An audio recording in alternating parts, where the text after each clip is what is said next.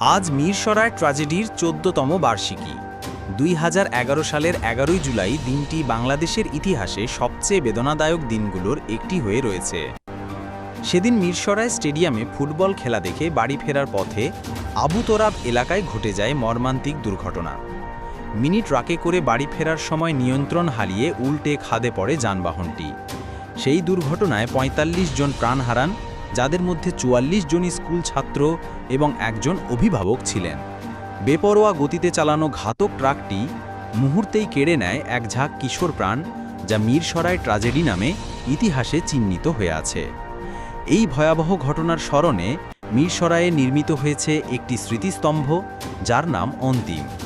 প্রতি বছর এই দিনে স্থানীয় মানুষ, স্বজনরা এবং শিক্ষার্থীরা এসে শ্রদ্ধা জানান সেই সব অকাল প্রয়াত কিশোরদের প্রতি।